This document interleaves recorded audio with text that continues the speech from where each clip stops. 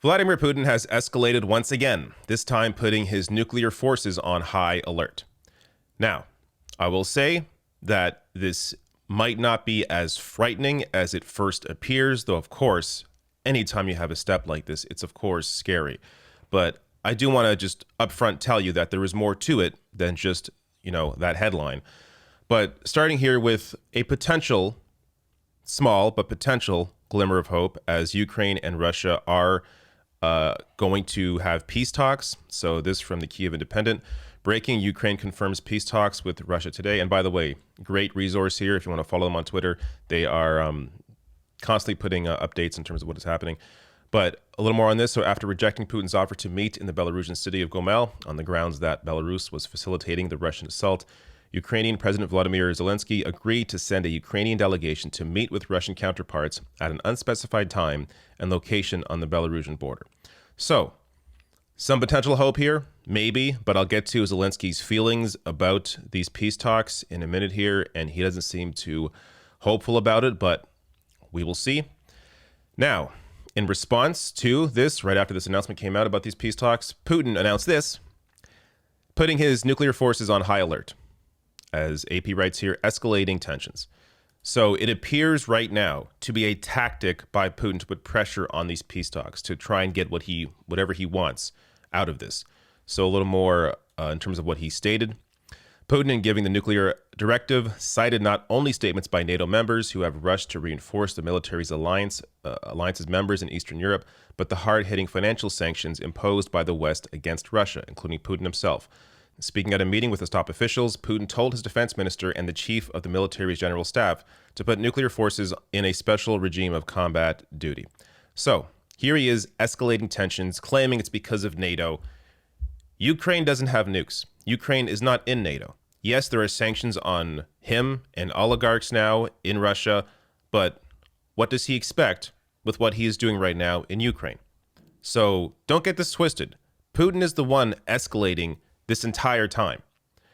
Now, just to tamp down a little bit on the panic over this from Dmitry Alperovich, who is a national security specialist, saying here, like U.S. DEFCON levels, Russia has a number of readiness levels. 1 is constant, 2 is elevated, 3 is military danger, 4 is full. Putin ordered nuclear forces to elevated level today, concerning but not cause for panic yet.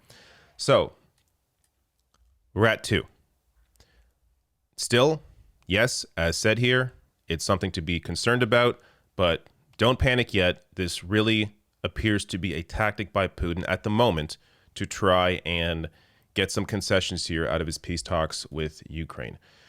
Now, Ukraine's foreign minister came out to say Putin's nuclear threat is an attempt to put pressure on Ukraine ahead of the negotiations with Russia, as I just said. Putin's order came shortly after it was announced that the two delegations were ready to meet. Quote, "We will not succumb to this pressure." Now, Zelensky's thoughts about these peace talks, he doesn't seem too high on it, saying he doesn't believe in the positive outcome of the negotiations with Russia, saying, quote, "But let them try, so that no citizen of Ukraine doubts that I, as president, tried to stop the war when there was still a chance, however small," he said in a video address. So, we'll see. A lot of this right now, of course, is incredibly depressing, but there's, without hope, what do we have? So we have to hope for as quick and as peaceful an end to this as possible, with as little impact on Ukrainians as possible. We're going to have to wait and see. One last thing here. Russian oligarch Deripaska says we need peace. In his Telegram channel, industrial tycoon Oleg Deripaska wrote that peace talks between Russia and Ukraine must begin as soon as possible. So Putin right now is feeling a little pressure from oligarchs in Russia as they're now being, impacted by these sanctions. That may be why you're seeing this desire from Putin to at least have these peace talks, even if he's not all that serious about it, or even if he's going to ask for way too much out of the peace talks. But he's at least feeling a little bit of pressure. That said, he's completely insane. To even do this to begin with, clearly it's not working out for him, at least in these first, several days. To even get to this point, to me, is completely insane. It's hurt. It's just all it's done so far is hurt him. It's hurt Russians, and it's of course hurt oligarchs in Russia as well. I don't know how Putin's going to accept defeat. That's my biggest worry here. You have someone who is crazy enough to do this to begin with. Is he just going to stop without getting anything out of this? I don't know. But I will say, look, you don't have to follow this every day. If you're not being directly impacted by this, it's okay to put a pause on your consumption of news. It's okay to go outside. It's okay to do something else, to enjoy life while it's here. I know that sounds, a little doomer of me, but it's important to, live in the moment.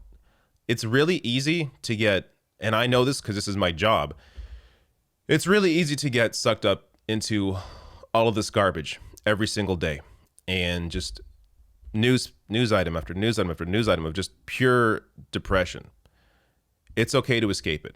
It's okay to do something else. So if this is not, benefiting your mental health, don't consume it.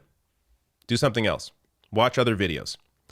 But I do think it's important to give you these updates. At the same time, I'm of course still going to cover other things. I can't just cover this, both for my own mental health, but also generally there are things still going on around the world that I still want to cover that don't have to do with this. So, those are going to be, I'm saying this because those videos are going to seem, unimportant compared to what is going on right now and this heightened threat of a nuclear war. That said, I have to cover other things for myself. But there we go. So I hope that's a little update that you can take something from. And if I seem a little out of sorts right now, that's because I have worked every single day. I have no breaks, no weekend. There's too much going on that I feel a responsibility to cover. Maybe I'll take Monday off. I have no idea. But I am going a little crazy right now, I got to say. And my eye is twitching. I'm not sure if you've noticed that. There's just too much happening. There's too much happening, and I need a little break. But that's it. Thank you. Hit like, hit subscribe, and come back for hopefully some other topics that aren't as depressing as this.